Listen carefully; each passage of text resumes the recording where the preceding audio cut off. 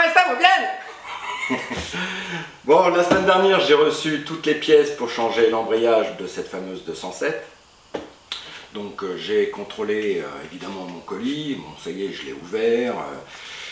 J'ai débité, ça c'était les cartons qui contenaient les bidons d'huile. Comme ça me fait des petits récipients pour mettre mes pièces, bien répertoriés. Alors, évidemment, j'ai tout contrôlé. Dans le contenu du colis, hein, j'entends. Donc évidemment, il y a l'embrayage, il y a la fourchette d'embrayage. Ici, j'ai la butée d'embrayage. Dans ce petit carton, eh bien, j'ai tous les joints d'étanchéité, hein, les fameux joints SPI. Hein. J'ai également les vis qui vont tenir la cloche de l'embrayage. Et j'ai mon fameux support moteur qui était très abîmé et que on va changer. Alors, je vais me changer, je vais me mettre en crado et puis ça va être, c'est parti pour, allez, je vais prendre mon temps, on va dire peut-être 2 ou 3 matinées, parce que là dans les Landes, cette semaine, ils annoncent des températures style 30-35 degrés, donc je préfère travailler le matin, faire ça à la fraîche. Donc là, je ne suis pas pris par le temps de toute façon.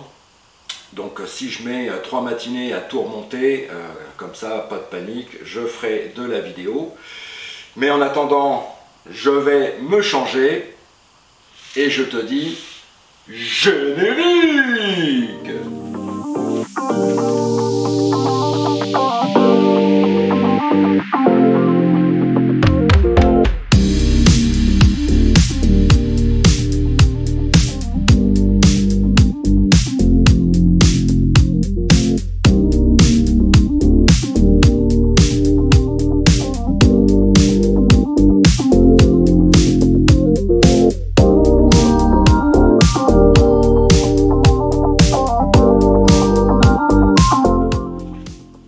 Maintenant, c'est que avec les anciennes pièces, là je vais essayer déjà tout au moins ce matin de positionner tout ce qui est cloche d'embrayage, la fourchette d'embrayage.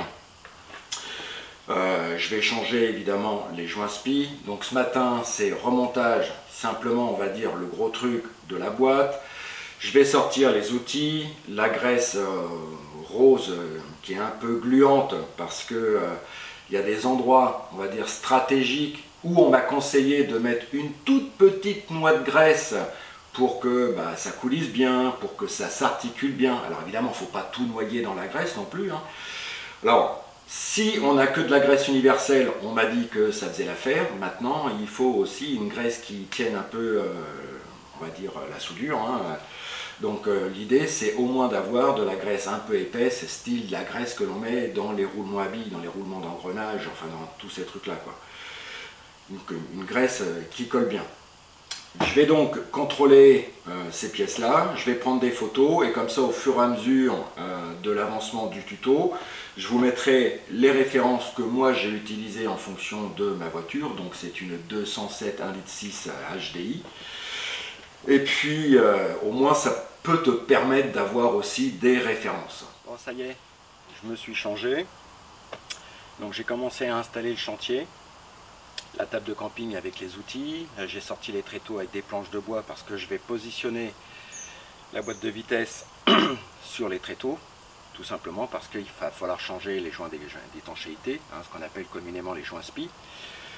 Avant, j'ai aussi un petit travail à faire sur le volant moteur parce qu'il va falloir forcément le nettoyer et surtout le dégraisser.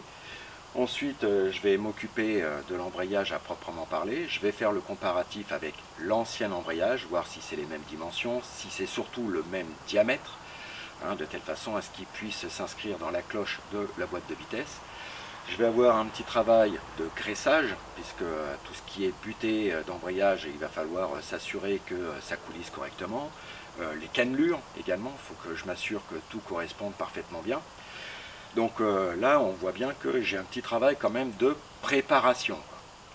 Donc pour démarrer la journée, ce qu'il va falloir faire dans un premier temps, c'est dégraisser tous les supports de frottement entre le moteur et l'embrayage. Bon là je vais faire allusion au volant moteur. Donc la voiture elle est sur chandelle, ça va faire 3 semaines, 1 mois là. Donc ça nous a pas empêché de rouler, hein, puisque entre la Jaguar et le Koleos, la copine elle a de quoi rouler, c'est pas tellement le problème. Mais évidemment avec les intempéries, le disque a pu un petit peu se piquer par la rouille, on va dire. Donc c'est pas tellement grave en soi. Donc l'idée c'est, on va d'abord utiliser du diluant synthétique, hein, je te mets une photo. Je vais bien prendre un chiffon bien propre et puis je vais nettoyer tout le support du volant moteur. Ensuite, avec de l'alcool à brûler, je vais bien dégraisser l'intégralité évidemment de ce fameux volant moteur et je terminerai avec du nettoyant frein pour bien dégraisser. Ensuite viendra l'étape où il va falloir commencer à faire des comparatifs de dimensions entre l'ancien embrayage et le nouveau et on va passer au remontage. Bon, je te fais une petite photo du volant moteur actuel. Tu vas voir, il est légèrement piqué, mais c'est pas tellement grave ça, hein, c'est pas grave du tout même. Il suffit simplement de bien le nettoyer. Allez, le chiffon, on nettoie, on dégraisse. Et là on voit qu'on enlève quand même pas mal de merdasse quand même. Donc l'idée quand même c'est que la portée soit propre.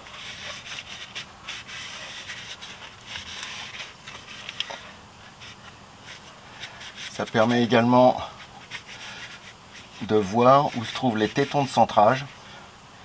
Et ça, c'est quand même pas mal aussi. Bon là, le volant moteur a été nettoyé. Donc quand j'ai reçu la pièce, hein, c'était comme ça. Donc là, l'idée, c'est de contrôler, on va dire, le diamètre, les cannelures. Bon après, de toute façon, je vais quand même essayer, je vais graisser légèrement les cannelures et je vais faire un essai à blanc de voir si ça s'inscrit bien sur les cannelures de la boîte de vitesse. Les cannelures, il faudra légèrement les graisser, quoi. Voilà. Donc ça va bien. Le disque, donc là, il est solidaire. Je vais retourner la cloche et encore, je peux me dire que ça va bien. Si je mets ça comme ça, en gros à la louche, les trous sont en concordance. Bon bah visiblement c'est les bonnes pièces. Alors faites gaffe, là, voilà, je vois qu'il y avait des impuretés, c'est des morceaux de carton. Donc l'idée quand même, c'est de repositionner évidemment les pièces vraiment très bien. Donc ça, dans le package, j'ai pas fait gaffe, mais j'ai commandé une butée d'embrayage, mais c'est pas grave. Bon, à la limite, si un jour ça pète, au moins je sais que j'en ai une autre. Bon, c'est pas tellement grave, en fait, finalement. Mais là, ce qui est intéressant, c'est de s'assurer que c'est vraiment les mêmes pièces. Bon, ensuite, on s'assure que l'embrayage vient bien sur les cannelures de la boîte. Voilà.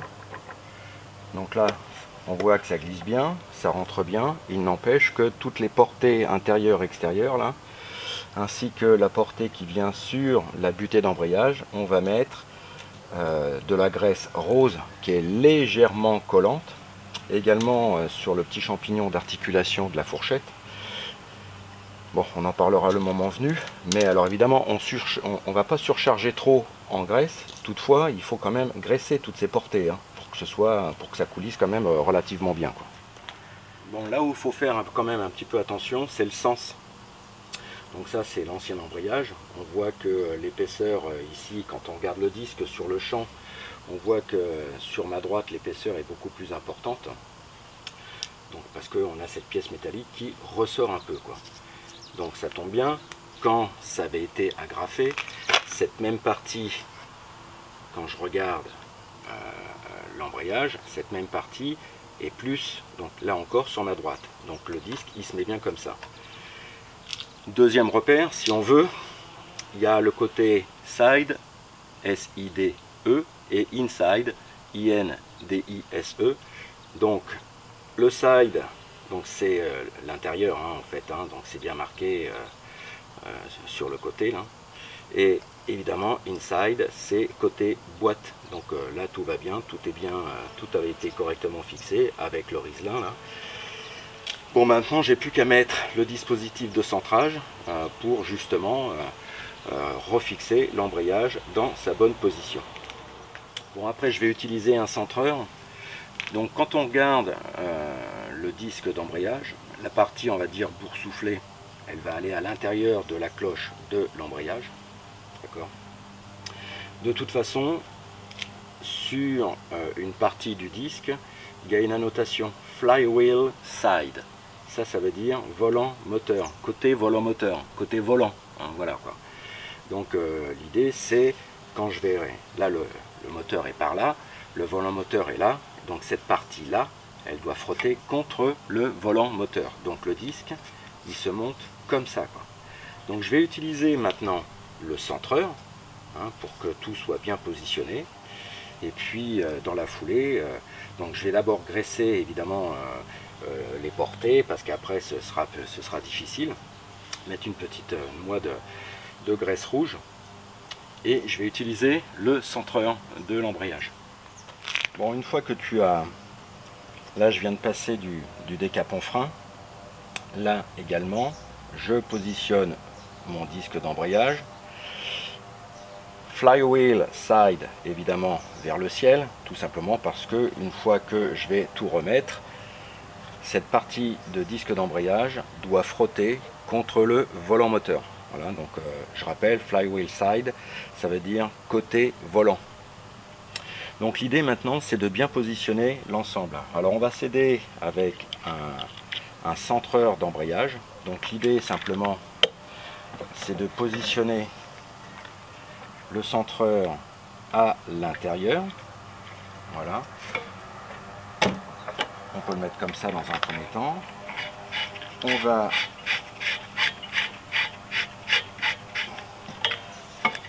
va visser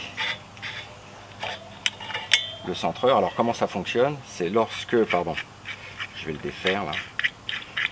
Voilà, c'est lorsque je vais visser la vis là, on voit que ça s'écarte. Et donc dans les cannelures, en fait, ça va bloquer un petit peu le disque d'embrayage et la partie conique va venir ici sur cette partie-là. Après, à la main, on va ajuster et normalement, le disque d'embrayage devrait être parfaitement centré, quoi.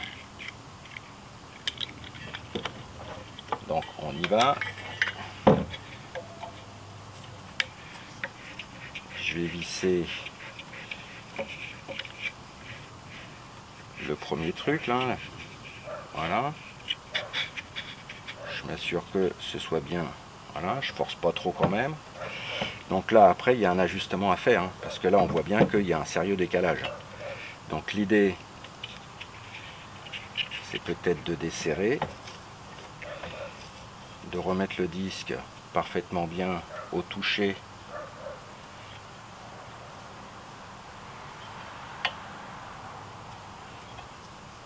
Hein, que ce soit équidistant à... Voilà. Je presse bien avec ma main, je resserre.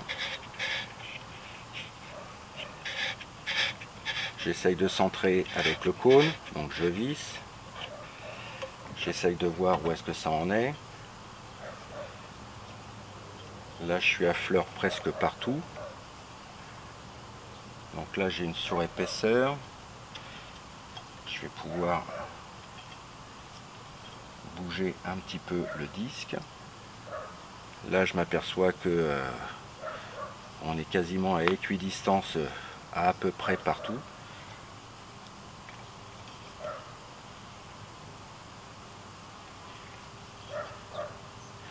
On vaut mieux prendre son temps, faire ça bien. Et là au toucher je m'aperçois que j'ai quasiment la même cote partout, quoi. Donc je bloque.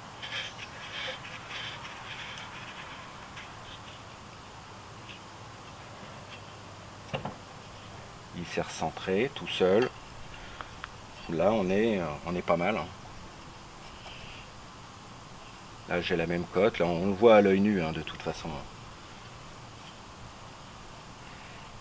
Donc je me dis que voilà, le disque est prêt à remonter, quoi. Donc pour éviter que le bloc moteur ne s'incline trop vers le bas et malheureusement puisse se déboîter du support moteur droit de la voiture. Je me suis aidé d'un cric hydraulique pour supporter l'ensemble du bloc moteur et par mesure de précaution, j'avais mis donc une cale en bois aidée d'une chandelle au niveau du carter d'huile. Bon, ça c'était une certaine garantie quoi. Donc ce que maintenant il va falloir faire, parce que là évidemment le gros plot en caoutchouc va m'embêter, je ne peux pas remettre ma cloche d'embrayage directement. Donc j'ai deux opérations à faire. Je vais enlever le cric hydraulique et je vais enlever maintenant ma cale qui me servait pour caler le volant moteur. Lorsque tu as positionné tes disques d'embrayage, donc en étoile, tu essayes de serrer, on va dire à la main. Tu peux t'aider évidemment d'une clé à cliquer, simplement parce que les tétons de positionnement, tu verras, comme ils sont neufs, ils sont légèrement plus gros et ça rentre légèrement à force. Mais bon, à la main déjà tu y arrives, mais avec une clé à cliquer, ça le fait forcément super bien. Une fois que ton disque il est bien en application sur son support, tu vas prendre une clé dynamométrique et je l'ai noté quelque part. Tu vas prendre une clé donc dynamométrique, tu vas régler à 20 Nm et là c'est pareil, tu vas serrer en étoile pour positionner parfaitement bien ton embrayage. Ce que je vais faire de toute façon, c'est que pour aider un petit peu toute la communauté par rapport à une Peugeot 207 HDI d'un litre 6, je vais mettre sur la page Facebook Novice-Car le document Word que j'ai confectionné avec les différents couples de serrage propres à ce tuto. Comme ça au moins les gens qui ont une 207, si des fois ils sont embêtés, ils pourront déjà un petit peu s'en sortir un peu mieux quoi. Donc en étoile pour toutes les vis.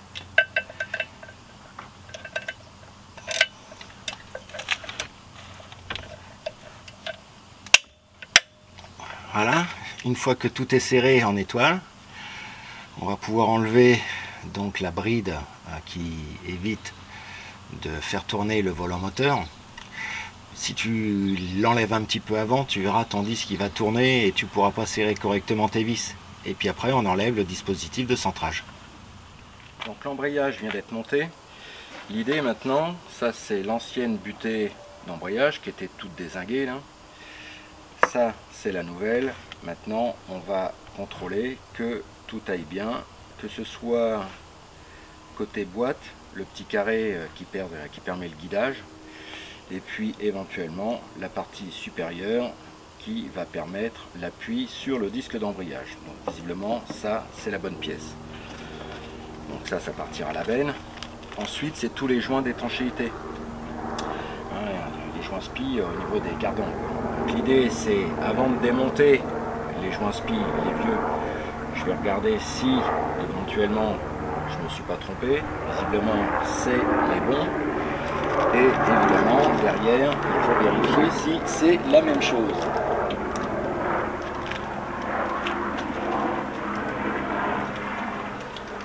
Donc, je pense qu'on est pas mal. Je vais quand même ouvrir.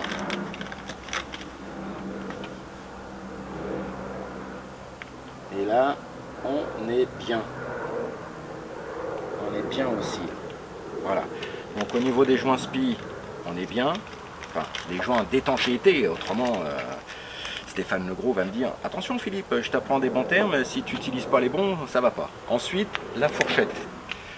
La fourchette, bon, la partie métallique en elle-même, elle me paraissait bonne. Par contre, le guide qui est à l'intérieur était complètement bouffé, c'est tout rouillé. Et donc j'avais peur qu'au niveau des articulations, ça ne le fasse pas très bien. Qu'à cela ne tienne, je me suis dit, pour une douzaine d'euros, j'ai commandé une nouvelle fourchette toute neuve. Et donc l'idée, c'est dans toutes les articulations, il faudra quand même mettre un petit peu de graisse rose. Une graisse pour les roulements qui colle un peu, de telle façon à que les articulations se fassent parfaitement bien. Ensuite la partie en caoutchouc dans lequel justement ressort la fourchette au niveau du guidage. Bon là je l'ai nettoyé, hein, je l'ai passé à l'eau bouillante avec du savon noir. Je vais huiler légèrement la portée et je vais la repositionner de telle façon à ce que tout se fasse correctement. Dans la foulée, il est bien évident que lorsque je vais remettre ma butée d'embrayage, je vais mettre légèrement de la graisse sur les portées et sur les cannelures. Donc je vais mettre de la graisse et je vais essuyer succinctement, mais l'idée c'est qu'il faut que ça coulisse correctement, quoi. Donc je vais repositionner, alors j'ai légèrement graissé les parties où normalement la partie en caoutchouc devrait s'inscrire. Alors je ne sais pas si ça va être facile ou pas facile, hein, mais l'idée déjà c'est au moins de remettre cette pièce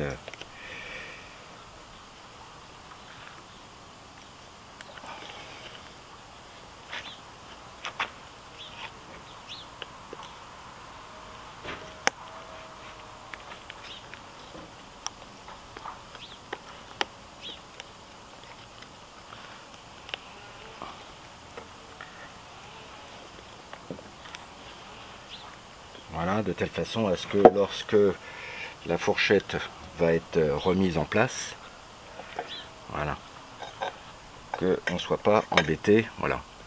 Donc j'ai bien tout nettoyé. Je vais repositionner ça correctement. Donc pour enlever les joints d'étanchéité, je vais m'aider d'une clé spéciale.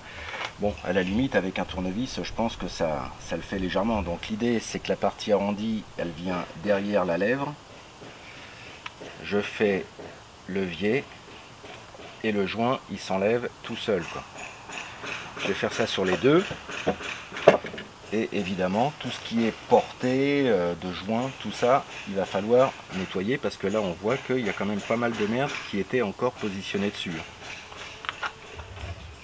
Donc une fois que tu as bien nettoyé ton truc là, une fois qu'il est bien sec, tu positionnes ton joint spi, tu peux l'emmancher déjà un petit peu à la main. Voilà. Une fois que c'est fait, tu prends une grosse douille et tu vas tapoter sur ta douille jusqu'à ce que le joint vienne vraiment à fleur de ta boîte de vitesse. Donc tu prends un chiffon, une cale en bois, faut que ça vienne à fleur.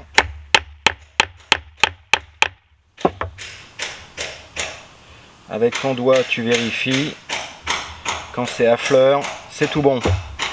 Bon, avec du diluant universel, je vais de nouveau nettoyer la portée de la butée d'embrayage et la partie cannelée de la boîte. Bon, on voit que je retire encore quand même pas mal de saleté, hein. Voilà. Et maintenant, je vais légèrement graisser donc la partie où la butée va coulisser. Et je vais légèrement graisser la partie qui reçoit la fourchette. Et puis il ne faudra pas que j'oublie d'en mettre un petit peu là, où il y a le dispositif hydraulique qui me permet de passer les vitesses. Donc l'idée, c'est, tu vas voir, elle est rose là, la graisse. Alors c'est de la graisse exprès pour les roulements à billes et pour les pièces qui soit coulissent, soit sont dans un mouvement rectiligne rotatif, quoi. Donc ça va parfaitement bien. Je vais graisser également les cannelures de la boîte. Alors t'en mets pas des masses, hein, c'est simplement histoire, je pense, de favoriser aussi et la pénétration dans l'embrayage et puis voilà. Donc toutes les pièces qui sont en mouvement, tu vois, par exemple là sur la tête qui va recevoir la fourchette, je mets un petit peu de graisse, mais j'en mets vraiment très très peu, c'est pas la peine de gaver tout ça de graisse, hein. Voilà, donc là ça va être protégé, voilà, donc là j'en mets un petit peu, c'est pas la peine de... Et une fois que tu en as mis, faut pas oublier non plus la partie qui va recevoir le derrière, tu vois, cette pièce là, donc qui va coulisser. Je mets simplement une toute petite noix, mais alors c'est vraiment infime, hein, franchement, et j'en mets également juste derrière, histoire de favoriser le mouvement. Comme ça, une fois que c'est fait, cette pièce là, tu vois, elle va venir comme ça. Là tu vois, ça coulisse tranquillement.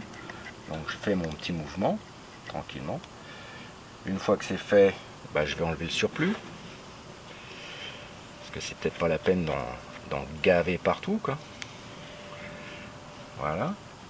Au fond, je vais essuyer le surplus. Sur la cannelure, j'enlève le surplus et ça suffit. C'est pas la peine d'en mettre plus. Une fois que tu as tout graissé, tu t'assures que la patte de la fourchette soit bien prise derrière le téton. Tu peux passer ton doigt, hein, là je le sens qu'elle est derrière. Et quand je vais positionner ma fourchette, voilà. Donc ensuite, dans cette petite bosse, il faut mettre, il y a le logement de la bille derrière. Donc tu as juste à appuyer, voilà. Et c'est réglé. Et là tu vois, ça coulisse, tout va bien.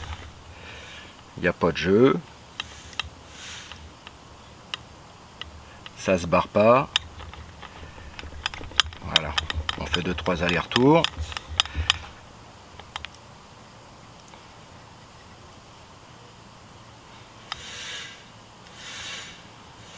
Voilà.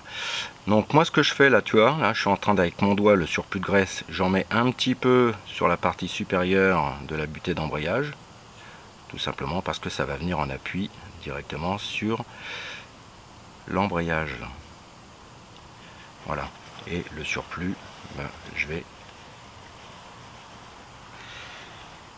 Voilà. Et au moins comme ça, on voit que c'est légèrement graissé. Alors c'est vraiment très légèrement graissé, hein, tu vois. Voilà. Mais ça va éviter les bruits de frottement, ça va éviter peut-être que ça cogne ou je ne sais quoi, enfin voilà quoi. Voilà, donc au point où on en est, bon, tout est en place. Les cannelures sont graissées, la butée d'embrayage est légèrement graissée également, les articulations de la fourchette également, on a changé les joints SPI, pas les joints d'étanchéité. Donc maintenant le gros du travail, et on va partir du principe que je suis tout seul sur cette 207, c'est de pouvoir remonter cette boîte de vitesse. Donc bon, là je vais aller prendre un café, petit casse-croûte, ça va me donner des forces, parce que l'idée c'est de glisser la boîte de vitesse d'abord sous la voiture, et par-dessus d'aller chercher la boîte de telle façon à pouvoir l'encliqueter. Alors ça c'est possible sous réserve que j'arrive à d'entrée de jeu et mettre la partie cannelée dans le trou qui va bien de l'embrayage et d'aller chercher surtout le téton de centrage. Comme ça, une fois que ça c'est fait, j'ai plus qu'à mettre au moins une vis et puis après le tour est joué. Alors en parlant de vis, on m'avait donné une petite combine parce que là on a bien vu qu'il fallait démonter le catalyseur. Bon, ben, j'ai reçu des petits messages, gentils comme tout, en me disant, ben, tu sais, c'est peut-être pas la peine de remonter la vis qui tient la boîte, qui se situe derrière le catalyseur, parce que si dans 100 000 bornes, tu dois encore intervenir, par exemple sur la boîte ou n'importe quoi, ben, déjà, tu n'auras peut-être pas besoin d'enlever le catalyseur. Alors, c'est pas faux. Bon, en attendant, moi, cette voiture-là, elle ne m'appartient pas, et la propriétaire du véhicule me dit, ben non, tu vas remettre la vis. Bon, voilà, les filles, c'est comme ça, on va remettre la vis, et puis basta. Bon, en étant tout seul, la combine que j'ai trouvée, j'avais des cales de bois, là, et j'ai pu monter petit à petit la boîte de vitesse relativement haut. L'idée, c'est simplement de faire glisser un cric hydraulique en dessous, donc bien protégé avec un coussinet en caoutchouc, de telle façon après à pouvoir lever la boîte et la positionner correctement, quoi. Donc alors évidemment c'est long, hein, parce que ça fait déjà un bon quart d'heure que je suis là-dessus, mais en attendant il y a un très gros avantage, c'est que en fait la boîte de vitesse, j'arrive à la positionner et à l'emmener à peu près où je veux pour éviter de flinguer les artifices de la boîte, quoi. Bon, ça risque de bouger un peu parce que là je suis à main levée. Bon, ça y est, j'ai réussi à remettre la boîte. Bon, ça n'a pas été une mince affaire. Bon, tu vois là, j'ai mis un cric pour me guider. Et regarde, j'ai mis plein de cales de bois qui m'ont aidé à lever la boîte de vitesse petit à petit. Et puis à passer dans des recoins où il a fallu jouer de l'ajustage avec le cric hydraulique. Mais en attendant, ça y est, c'est fait. La boîte est repositionnée. J'ai plus qu'à remettre les vis de fixation. Bon, dire que ça a été facile, ce serait mentir.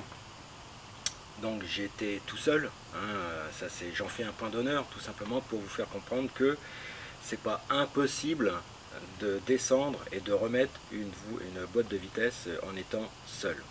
Alors évidemment à deux c'est plus facile, mais on va partir du principe que bon bah voilà, j'étais seul et avec un système de cale que j'ai superposé et que j'ai pu lever la boîte de vitesse petit à petit.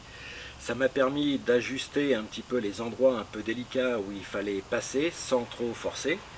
Et puis dès que j'étais bien dans l'axe, j'ai poussé et puis ça s'est encliqueté d'un coup, quoi. Donc est-ce que c'est un coup de bol? Je ne sais pas. Mais en attendant, là il va falloir maintenant refixer donc la boîte de vitesse. Donc c'est pas grave, je vais mettre toutes les vis dans un premier temps et je vais m'attaquer au support moteur. Alors j'avais pris des notes. Donc les vis de fixation pour la boîte de vitesse, c'est 55 Nm, une fois que tu auras serré au couple. Et pour les supports moteurs, c'est 60 Nm. De toute façon, je répète, je mettrai ça sur la page Facebook Novice-Car. Et comme ça, vous pourrez faire un copier-coller, enregistrer sous, et vous, au moins vous aurez, pour ceux qui ont ce style de véhicule, hein, naturellement, vous pourrez avoir au moins les coupes de serrage, faire ça vraiment très propre. Dans tout ce qui est support moteur, on a dit 60 Nm. Bon, j'ai déjà serré à la clé tout à l'heure.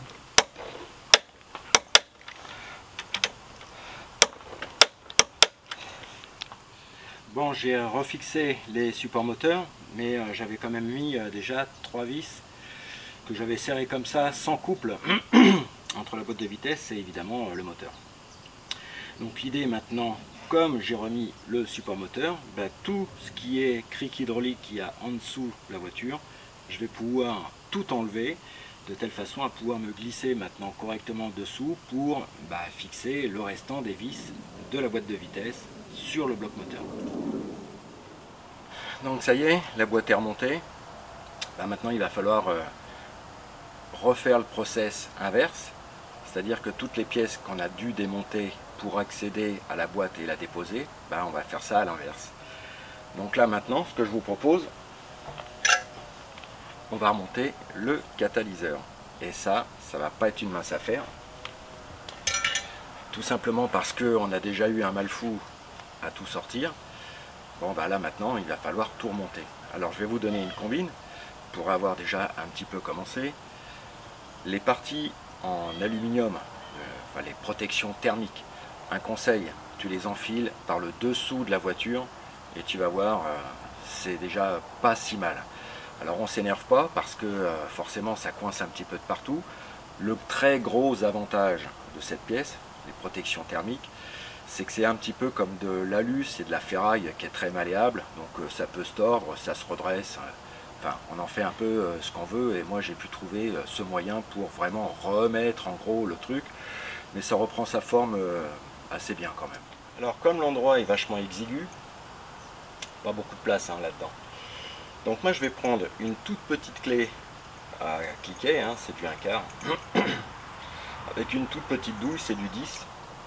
Par contre pour m'aider, j'ai fixé un fil de fer à l'accroche du capot qui tient évidemment la partie supérieure de la protection thermique, de telle façon à ce que je puisse travailler correctement avec mes deux mains, parce qu'autrement ça tombe et je ne peux pas fixer correctement les deux parties entre elles, et il y a 4 vis de 10. Alors, je vous donne une petite combine pour refixer le catalyseur. Faites pas comme moi, parce que toute la paroi, les parois métalliques là, qui permettent de faire comme le pont thermique pour protéger de la montée des températures. Moi j'avais tout fixé déjà avec les vis de 10, donc si vous voulez après mettre le catalyseur, évidemment il passe plus.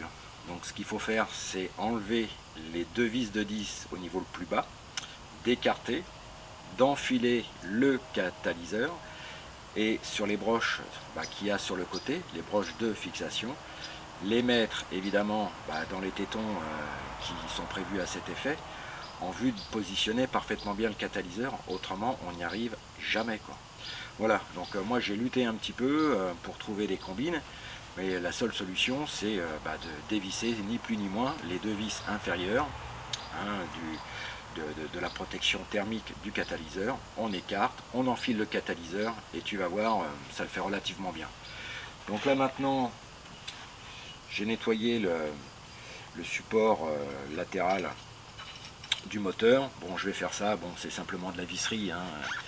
Et puis je vais mettre le neuf que j'ai acheté. Donc là on est dans la phase maintenant remontage, hein, évidemment.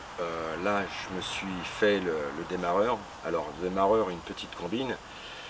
Sur les deux vis, on va dire côté habitacle de la voiture, on va dire qu'elles sont relativement accessibles. Par contre, côté moteur, sur le trou du bas, normalement il y a une grande vis, hein, c'est avec un embout BTR. Alors celle-là, tu ne peux jamais la remettre, hein. D'ailleurs je me demande bien comment on a pu l'enlever, parce qu'il y a un truc qui coince. Et quand tu regardes bien les vis, fais attention, il y a une vis qui est plus petite que les autres. Donc c'est celle-là qu'il faut mettre en bas et au fond, parce qu'autrement on n'y arrive pas. Et à l'aide d'une petite clé articulée, c'est le seul moyen de remettre le démarreur, autrement c'est impossible. Donc voilà pour cette petite combine concernant le démarreur. Là maintenant je vais m'attarder à refixer le transmetteur d'embrayage et toute la câblerie justement qui permet le passage des vitesses. Alors n'oublie pas, dès l'instant qu'il y a une partie un petit peu en frottement articulé, je te conseille de mettre une toute petite noix de graisse. Pas grand chose, mais de telle façon à ce que ça s'articule parfaitement bien. Donc l'idée c'est de positionner d'abord ton transmetteur. Derrière il y a une vis, donc tu l'encliques à l'intérieur, ça doit être une vis de 10, donc, et après il faudra mettre une petite noix de graisse sur les petits tétons arrondis là, de telle façon à pouvoir favoriser la rotation du dispositif. Bon, on va remonter maintenant le dispositif hydraulique d'embrayage. Donc l'idée surtout c'est de se dire, bon là il y a plein de merde, bon je vais le nettoyer, j'ai oublié. Et puis après il y a une petite pièce, bon, qui reçoit simplement un câble, hein. Bon, ça fait un petit peu comme les meubles Ikea, hein. De toute façon il arrivera un moment ou un autre, il y a forcément des petites pièces que vous ne remettrez pas, hein. Moi par exemple celle-là j'ai pas envie de la remettre, déjà parce que je me souviens plus trop comment c'est monté, mais l'idée déjà c'est de bien remettre le dispositif d'embrayage, ça se met comme ça, hein, le tuyau vers côté radiateur, quoi. Et puis sur la tête là, je vais remettre également une noix de graisse. Cette partie là, elle vient s'inscrire dans l'arrondi de la fourchette. Bon, je pense que ce soir ce sera terminé. Donc je vais en profiter, là j'ai donné un petit coup de propre sur la batterie.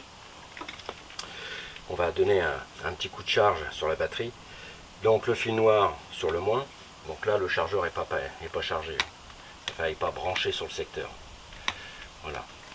Donc on va s'efforcer. Voilà. Le fil rouge c'est le plus.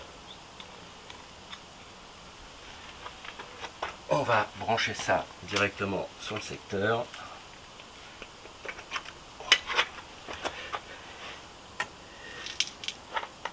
Donc là la batterie indiquait 11 volts 7. Elle détecte automatiquement le type de batterie. Je vais mettre en charge lente. Je vais en avoir pour 3 ou 4 heures à mon avis. Déjà parce que la batterie n'est pas forcément à plat. Mais au moins quand on va remonter la batterie, je vais pouvoir au moins démarrer. Enfin tout au moins j'espère. Au fur et à mesure que tu remontes tes pièces, bon, moi j'ai un bac, j'ai plein de petits cartons, tu vois, c'est assemblé les uns dans les autres. Tu connais ma technique, hein, au fur et à mesure que je démonte, je remplis des cartons. Je repère éventuellement avec des post-it. les cartons, je les superpose hein, de bas en haut. Et évidemment, quand je dois tout remonter, je prends le carton le plus haut et je descends. Et normalement, tout va bien, quoi. Bon, là, hormis le fait pour le démarreur, il y a une vis que j'ai pas réussi à remettre. Tout simplement parce qu'elle était trop longue. Donc j'en ai coupé une où je pouvais mettre la clé. Bon, c'est pas vraiment, c'est pas la vis d'origine. Bon, qu'à cela ne tienne, hein, de toute façon, je peux pas faire autrement.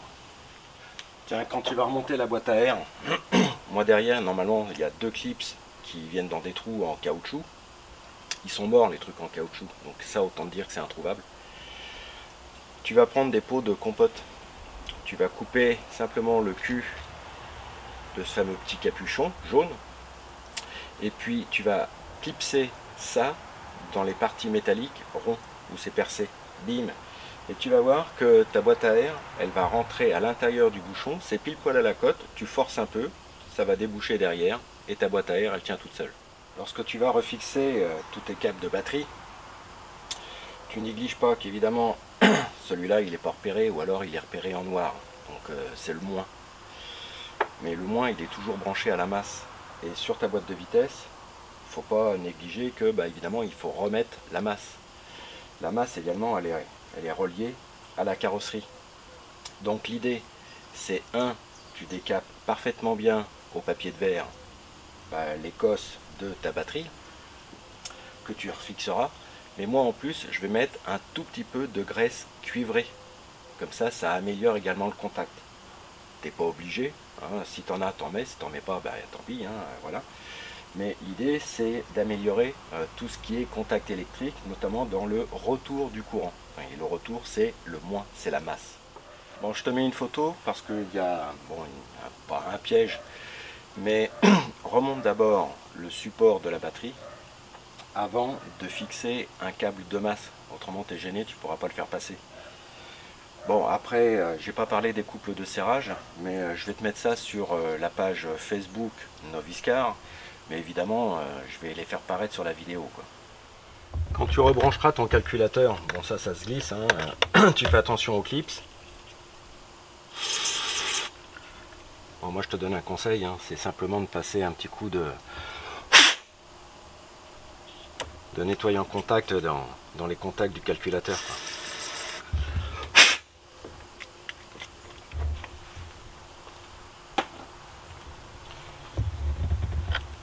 Une fois que c'est fait, de toute façon tu vas pas te tromper, puisque de toute façon, tu vois,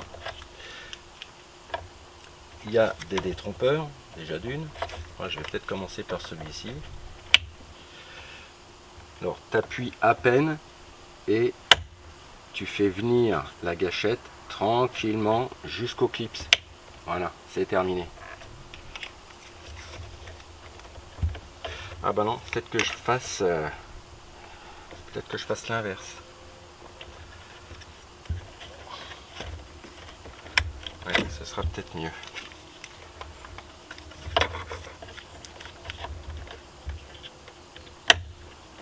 Donc tu appuies légèrement, tu aides.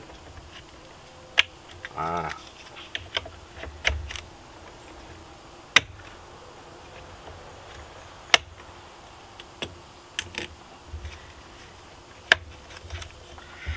Ah, j'aurais peut-être dû le faire passer de l'autre côté. Merde.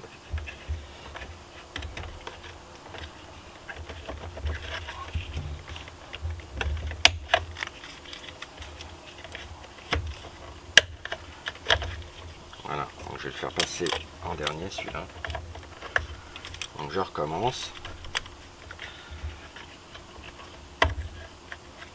jusqu'au clips. Voilà. Je l'aide. J'appuie un peu jusqu'au clips. Et le dernier. Voilà. Le calculateur est donc rebranché. Ça vient ici. Ça se clipse là-dedans.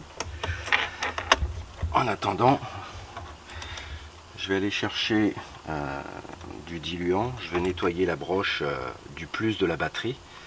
Et quand je rebrancherai la batterie, évidemment, je mettrai de la graisse cuivrée et sur le plus et sur le moins. Quand tu prends du diluant universel, et ta prise du plus de la batterie, tu vois, tu peux la décaper complètement, tu enlèves toutes les impuretés, tous les trucs qui peuvent détériorer le contact électrique, quoi. Alors bon, moi j'ai mis une vieille serviette qui me sert de torchon simplement quand je bricole, mais en attendant, tu vois, la saleté ça tombe sur le tissu là, puis bon après on s'en fout, hein. Voilà, donc ce que je vais faire maintenant, je vais donner un petit coup de décapant frein là-dedans pour bien dégraisser, ça va s'assécher, et quand je remettrai la batterie tout à l'heure, je mettrai une noix de graisse cuivrée pour améliorer le contact électrique entre le début du faisceau et évidemment la borne plus de la batterie, et je ferai la même chose avec le moins. Bon, une autre petite combine, quand tu vas remettre ton débitmètre, tu graisses très légèrement le joint.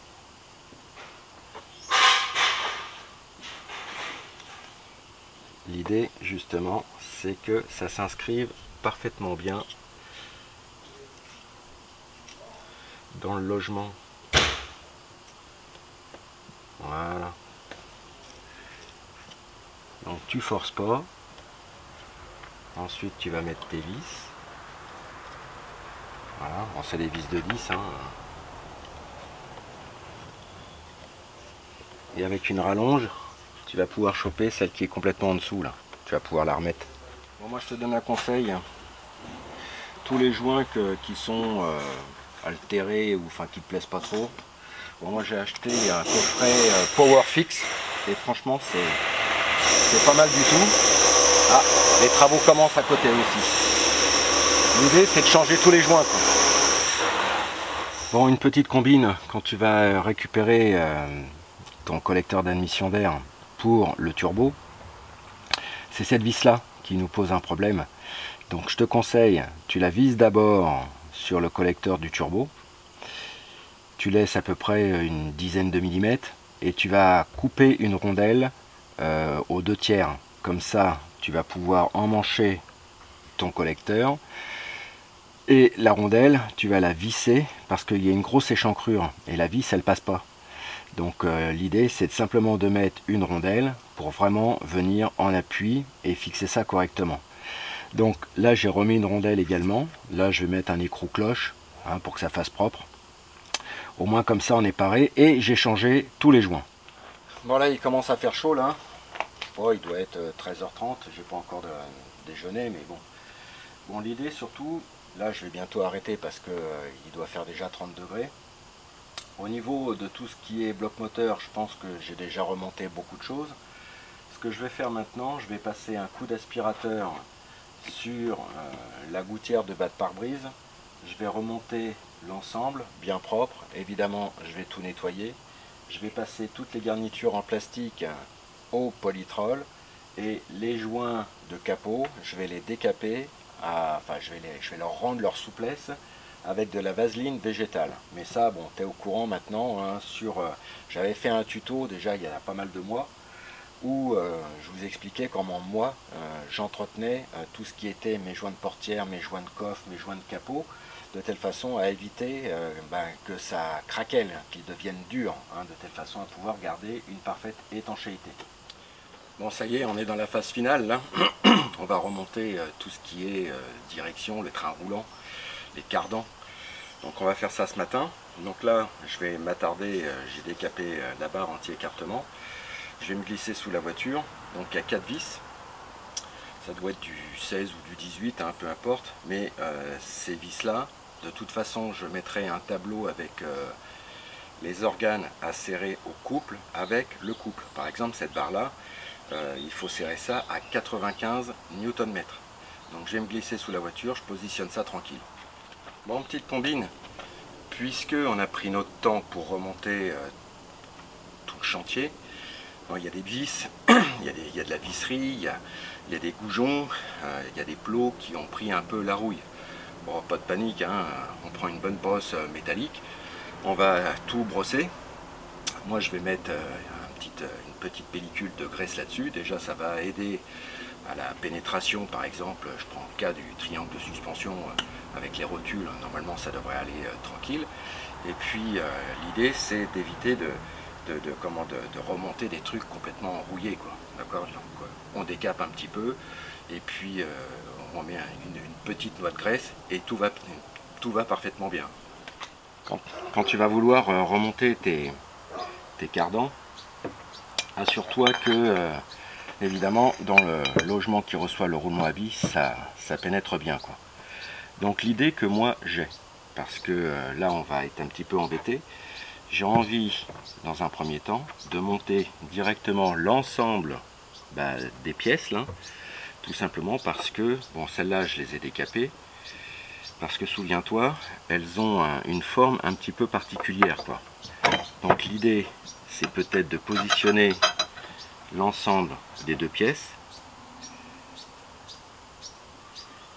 parce que souviens-toi, le petit bout là, ça va servir à bloquer le roulement, quoi.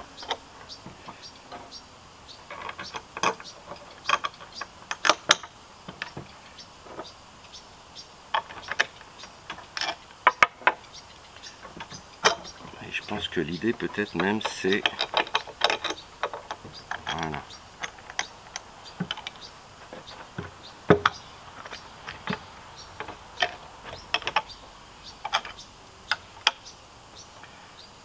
Voilà, tout ça c'est dans le logement. Je vais essayer... Donc j'ai remis le pas de vis en état. Donc là pour le serrage, ça devrait y aller tout seul. Effectivement, alors comme les vis sont derrière, on voit bien la difficulté qu'on va avoir pour remettre ce truc là, quoi. Et ensuite je vais essayer d'enfiler l'ensemble du cardan directement pour le positionner dans son logement. Alors on repère comment c'est fait, hein, évidemment. Donc je vais quand même vérifier une nouvelle fois. Donc l'idée ce serait qu'il y ait deux trous en bas et le trou en bas à gauche. Bon, pour le grand cardan, en fait c'est pas une bonne idée. Il vaut mieux positionner la pièce qui reçoit le roulement. Et puis là on voit que la partie de cette pièce là, elle est échancrée là. Bon, par ce biais là, on va pouvoir faire rentrer les vis. Et parce qu'autrement on peut pas le fixer, hein. Évidemment quand tout ça rentre dans la boîte, après c'est pas du tout flexible, quoi. Bon, t'as remonté les cardans, tout va bien. Bon tu vois, moi j'ai enlevé le bouchon de remplissage de la boîte de vitesse. Les cardans sont effectivement remontés. Donc l'idée maintenant c'est simplement de refaire le plein de la boîte de vitesse. Bon, alors je suis allé voir des différents documents techniques. Bon, c'est un peu la foire à tout. Mais sur cette boîte de vitesse, en fait, c'est 2 litres qu'il faut mettre. Bon, après, quand je vais sur le web, on te dit 1,9 litre. Bon, allez, même si j'arrive à mettre 10 centilitres de plus, c'est pas la mort, quoi. Donc, de toute façon, il faut décaper le bouchon de remplissage de la boîte de vitesse. Donc, tu vois, là, je suis en train de vraiment nettoyer le filetage. Évidemment, il faut remettre un joint. D'accord? Bon, c'est les mêmes que sur un carter d'huile, hein, te casse pas la tête. Hein. Bon, par contre, là-dessus, j'ai pas le couple de serrage. Bon, de toute façon, à mon avis, ça doit pas être énorme. Donc, moi, personnellement, je me suis dit, je vais serrer à 25 Nm et ça ira très bien. Pareil que lorsque j'ai refait le truc sur la Jaguar, sur la Jaguar, c'était 25 Nm. Je vais faire la même chose. Alors, comme on part du principe que je suis tout seul, j'ai récupéré un tuyau, mais ça vous l'aviez vu déjà lors d'une vidéo précédente. Avec de la ficelle, j'ai obligé le tuyau à se plaquer contre l'orifice de remplissage de la boîte de vitesse. Et toujours avec de la ficelle, j'ai mis mon entonnoir au niveau le plus haut, et comme ça, l'huile va couler directement dans la boîte. Donc je sais déjà que je vais mettre 2 litres d'huile. Donc le premier bidon, je vais le déverser comme ça à pleine balle. Par contre, une fois que je vais arriver à 1,5 litre, je vais y aller avec prudence, parce qu'il n'est pas impossible que par débordement, l'huile déborde par le trou de remplissage. Bon, en soi, c'est pas tellement grave. Je pars du principe qu'il va falloir mettre 2 litres. Maintenant, s'il y a un petit peu moins, bon écoute, c'est pas tellement grave. Donc je vais faire le plein d'huile de la boîte de vitesse. Et puis je vais attendre un petit peu comme ça au niveau des joints d'étanchéité. Là, alors ils sont neufs, hein, là où j'ai emmanché donc les cardans, bah, je vais voir si ça suinte, si ça joue parfaitement bien son rôle de joint d'étanchéité. Bon, je ne vais pas attendre 36 plombes, hein, en attendant que l'huile se mette bien partout. Je vais quand même remonter les disques de frein, je vais quand même remonter les étriers de frein. Et puis après, je vais bien voir avec un papier, je prendrai du papier hygiénique, et puis même à la main, hein, je peux mettre derrière, voir si ça suinte, oui ou non, et puis je verrai bien, quoi. Bon, bah, j'ai plus qu'à remonter les pare-boues, je refixe les roues. Alors attention, après il va falloir aussi descendre la voiture, il va falloir serrer l'écrou de moyeu, et là c'est serré hyper fort. J'ai plus ça en tête, mais je crois que c'est 210 Nm, c'est un truc de fou, hein. Donc faut avoir une bonne clé dynamométrique, mais je vais aller quand même vérifier. Et évidemment, de toute façon, ça va paraître et dans la vidéo, et surtout je vais mettre ça quasiment ce soir, je pense, sur le groupe Novice-Car sur Facebook. Voilà, donc je monte ça, et puis après je monte la batterie, et c'est sur route. Bon bah ça y est, c'est terminé. Donc l'embrayage de cette voiture a été changé. Enfin, je rappelle que c'était plus la butée d'embrayage qui déconnait. Bon bah c'est quand même un gros chantier, donc c'est pour ça que la vidéo est de niveau noir. Alors il n'y a pas besoin de beaucoup d'outillage. Ce qui est impressionnant dans ces opérations, c'est le nombre de pièces qu'il va falloir démonter.